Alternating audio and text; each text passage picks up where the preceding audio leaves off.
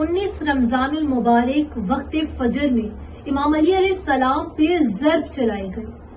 وہ ضرب کس نے چلائی؟ وہ کون تھا جس نے امام علی علیہ السلام پہ وار کیا؟ اور اس کے پیچھے کون لوگ تھے جو یہ چاہتے تھے کہ امام علی علیہ السلام کی شہادت ہو جائے؟ تو چلیے بتاتے ہیں. سب سے پہلے ہمیں یہ بات کلیئر ہونی چاہیے، جب بھی ہم لعنت بھیجتے ہیں یا 19، 20، 21 رمضان کو ذکر کرتے ہیں تو ہم یہ کہتے ہیں کہ ابن ملجم پہ لعنت ہو، جبکہ اس کا پورا نام عبد الرحمن ابن ملجم تھا. اب یہ تھا کون؟ تو چلیے آپ کو یہ بتاتے ہیں. امام علی علیہ السلام کے دور میں یمن کے گورنر کو امام علی علیہ السلام نے یہ کہا کہ آپ کوئی سے 10 ایسے بندے میرے پاس بھیجیں جن کی تربیت میں کر سکوں اور وہ ان فیوچر یمن کو پروٹیکٹ کر سکیں. چونکہ امام علی علیہ السلام کو یمن کے گورنر بہت اچھے لگتے تھے، تو اس وجہ سے امام علی علیہ السلام چاہتے تھے کہ آگے ان فیوچر یمن کے لیے کوئی سے 10 لوگوں کی تربیت امام علی علیہ السلام خود کریں.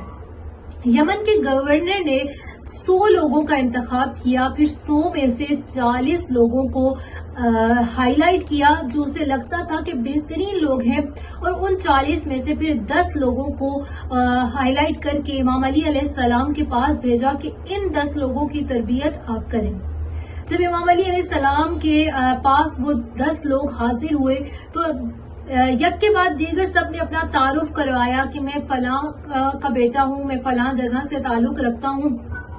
جب 6ویں بندے کی باری آئی تو امام علی علیہ السلام نے پوچھا تمہارا نام کیا ہے؟ تو اس نے کہا کہ عبد الرحمن. تو امام علی علیہ السلام نے کہا انا للہ و انا الیہ راجعون.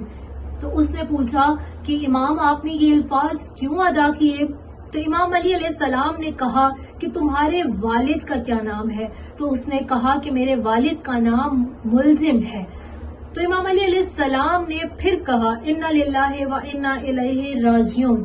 پھر امام علی علیہ السلام پھر اس شخص نے پوچھا کہ امام علی آپ نے ایسے الفاظ کیوں ادا کیے؟ کیا میں مرنے والا ہوں؟ پھر امام علی علیہ السلام نے پوچھا کہ تمہارا تعلق کس قبیلے سے ہے؟ پھر اس نے بتایا. تو امام علی علیہ السلام نے تیسری بار پھر کہا انا للہ و انا الیہ راجعون. اس نے کہا مولا آپ یہ الفاظ بار بار کیوں دہراتے ہیں؟ تو امام علی علیہ السلام نے کہا کہ تم میرے قاتل ہو. تو اس نے کہا مولا آپ کیسی باتیں کر رہے ہیں؟ میں تو آپ کا محب ہوں، آپ کا چاہنے والا ہوں، میں ایسا کیسے کر سکتا ہوں؟ تو مولا نے کہا کہ میں تمہیں بتا رہا ہوں، تنبیہ کر رہا ہوں کہ تم ایک وقت ایسا آئے گا کہ تم مجھے قتل کرو گے. تو اس نے کہا کہ مولا اگر ایسی بات ہے تو آپ آج ہی اپنی تلوار سے میرا سر کاٹ دیں. تو مولا نے کہا کہ میں تمہیں کس جرم کی سزا دوں؟ وہ جرم جو تم نے کیا ہی نہیں. لیکن خیال رکھنا کہ ایک وقت ایسا آئے گا کہ تم ہی میرا قتل کرو گے. وقت گزر گیا.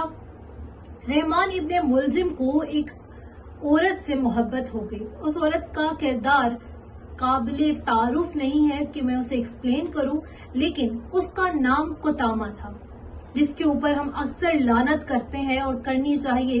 قطامہ نام تھا اور ابن ملجم کو اس سے محبت ہو گئی. ابن ملجم نے اسے شادی کا کہا تو اس نے کہا کہ میں شادی کروں گی، لیکن ایک شرط پہ کہ مجھے ایک کنیز چاہیے ہے.